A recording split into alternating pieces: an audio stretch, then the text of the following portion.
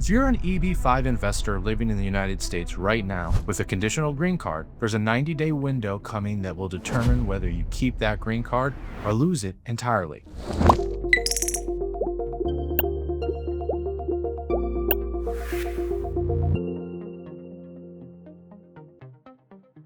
I-829 petition denial rates have been climbing, and the number one reason investors get hit with a request for evidence or an outright denial is accounting documentation that doesn't hold up under USCIS scrutiny. In the next 15 minutes, I'm going to walk you through the exact accounting framework we use with our EB-5 clients to make sure their I-829 petition is defensible, documented, and approved. If you've invested $800,000 or more into this country and your conditional green card is approaching its 2-year mark, this video is non-negotiable. Here's the problem. Most EB-5 investors spend months, sometimes years, getting their I-526E petition approved. They work with immigration attorneys. They structure source of funds documentation. They invest $800,000 to over $1,500,000 into a new commercial enterprise. They get approved. They move to the United States and they receive their conditional green card. And then they stop thinking about accounting. For 2 years, the investment sits inside a regional center project or a direct business. Tax returns get filed, maybe. K-1 statements arrive, maybe. Financial records pile up, maybe. And the whole time, the investor assumes everything is fine because the I-526 was approved. But here's what actually happens. 21 months later, the I-829 filing window opens and suddenly the investor realizes they needed to prove 3 things to the USCIS. 1, that the investment was sustained, that the capital stayed at risk for the entire conditional residency period and was never prematurely withdrawn. 2, that the investment created at least 10 full-time jobs for U.S. workers. And 3, that every dollar can be traced, documented, and defended under audit. And if you can't prove all 3 comprehensively with documentation, the USCIS will either send you a request for evidence, which delays the process by months, or deny the petition outright. And an I-829 denial doesn't just mean you lose your green card, it means you and your family enter removal proceedings. Let me say that again. You invested $800,000 or more. You built a life here in the United States of America, and one accounting gap, one missing K-1, one unexplained distribution, one tax return that doesn't match can put you in deportation proceedings. That is the actual cost of ignoring EB-5 accounting after your initial approval. Most EB-5 investors believe that once the I-526 is approved, the hard part is over. Their immigration attorney handled the source of funds, the regional center is managing the project, everything should take care of itself. But here's what most people miss. The I-526 and the I-829 are evaluated differently. The I-526 is forward-looking. USCIS is asking, is this a legitimate investment? Are the funds lawful? Will the project create jobs? It's based on projections, business plans, and economic models. The I-829 is backward-looking.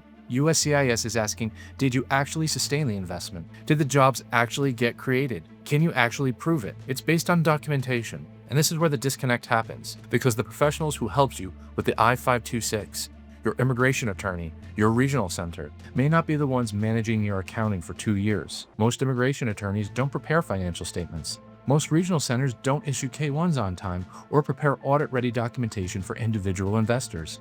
So who's watching the accounting? In most cases, nobody. And that's exactly why I see EB-5 investors, smart, successful people who've done everything right, walk into their I-829 window with a documentation gap they didn't even know existed.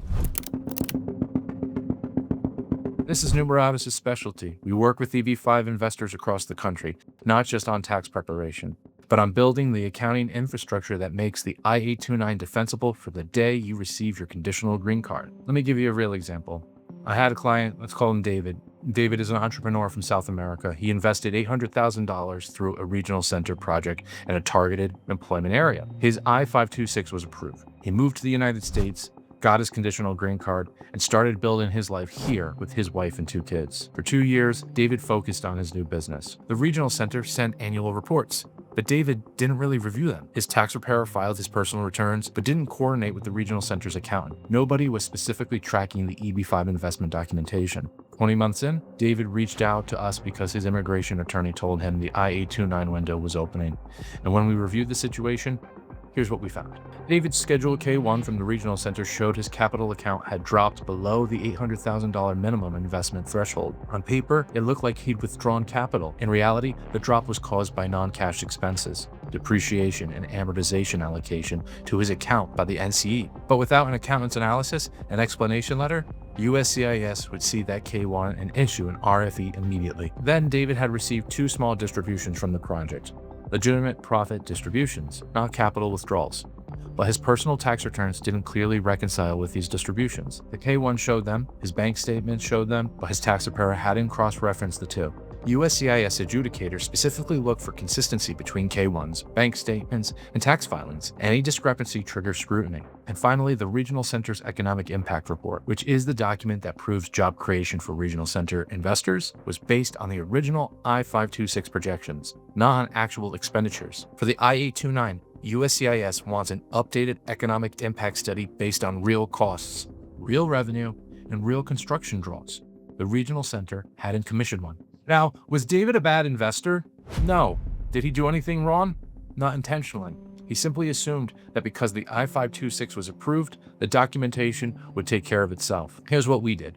We performed a full reconciliation of David's EB-5 investment documentation. We prepared an accountant's letter explaining the capital account depreciation, tracing it to the NCE's financial statements, and demonstrating that no capital was actually withdrawn. We reconciled his K1s against his bank statements and tax filings, correcting the inconsistencies. And we coordinated with the Regional Center to commission an updated economic impact report based on actual project expenditures. David's I-829 was approved without a single RFE. The difference between David's situation and an I-829 denial was about 40 hours of accounting work. That's it. 40 hours of reconciliation, documentation, and coordination, versus losing everything he'd invested and built over the past 2 years. Here's the framework we use with every EB-5 client at Numeratus. 4 steps. If you follow this from the day you receive your conditional green card, your I-829 will be defensible. So step 1, investment sustainment documentation.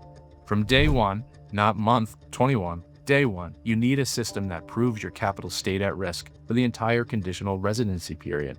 This means collecting and organizing annual Schedule K1s from the new commercial enterprise, audited or reviewed financial statements of the NCE, bank statements showing your initial capital contribution was received and retained, documentation of any distributions with clear classification as profit distributions, not capital withdrawals. If your capital account drops on the K1, an accountant's analysis explaining why, typically depreciation, amortization, or allocated losses that don't represent actual capital withdrawals. This is the single most common area where I-829 petitions get flagged. If your K1 shows a capital account below the minimum investment, and you don't have a clear or documented explanation, you will receive an RFE, guaranteed. Step 2 is job creation evidence. USCIS requires proof that your investment created at least 10 permanent full-time jobs for U.S. workers. How you prove that depends on whether you're a direct investor or a regional center investor. For direct investors, you need payroll records, W-2s,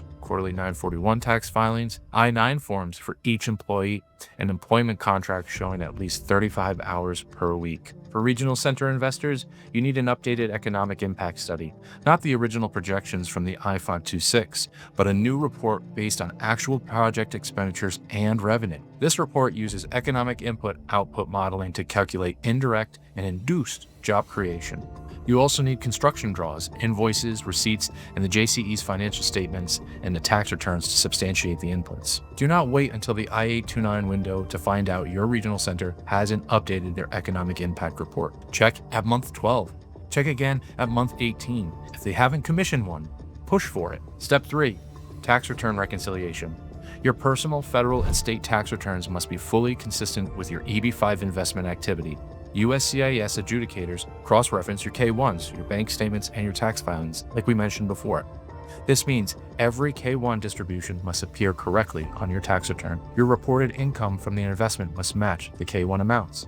And foreign tax credits, passive activity losses, or state-specific filings must be accurate and consistent. If you have entity-level crypto holdings, business interests, or other investments flowing through the NCE, those must be properly classified. I cannot overstate this.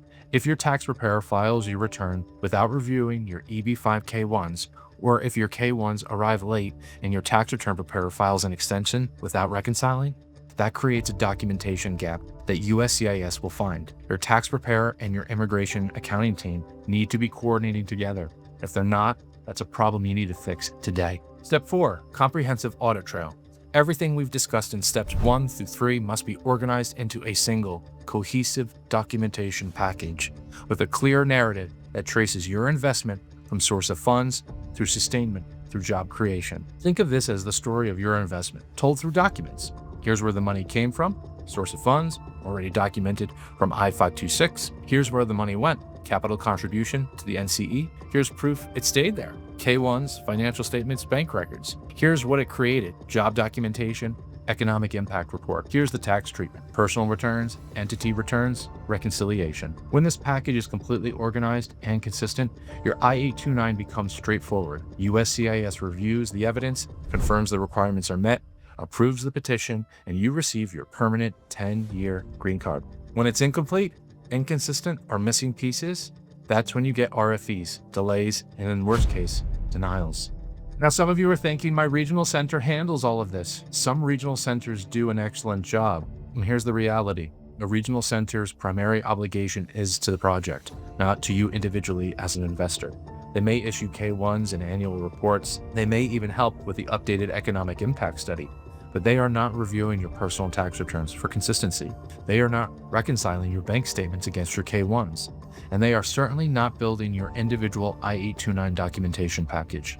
That's your responsibility, or your accountant's. Others might be thinking, I'm only at month 6.